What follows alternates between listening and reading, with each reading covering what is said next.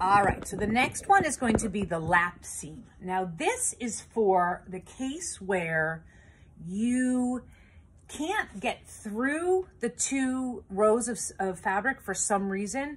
If you're doing an applique, which is when you're putting something on top, like a patch, like a Girl Scout patch or some sort of decorative patch, and there's no seam allowance to stitch together, you're going to do this technique. So the first thing you're going to do is to emulate whatever that is, that applique or top piece, is you are going to fold under the seam allowance at 1/2 inch towards the inside. So this is the right side.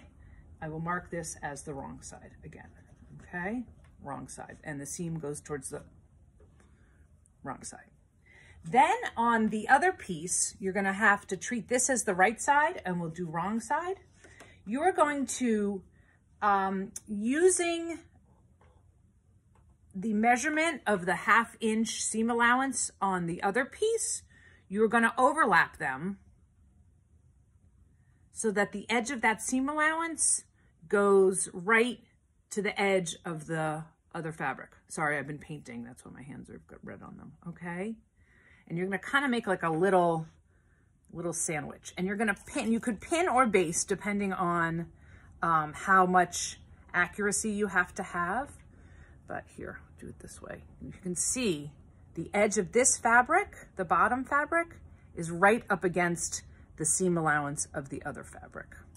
And I'm gonna pin that. And then I'm gonna put a pin in the middle so that I'm sure you can see there's no extra seam allowance from the underside piece.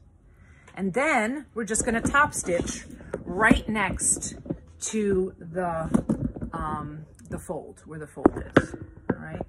I wanna make sure my stitch length is a good stitch length, between 3 and 4. I'm stitching a straight stitch, and I'm gonna put the needle in right next to the fold, back stitch, and then have a beautiful finished seam. Take out my needles. Okay, and you can see on the wrong side, it just catches that fabric. All right, that's a lap seam.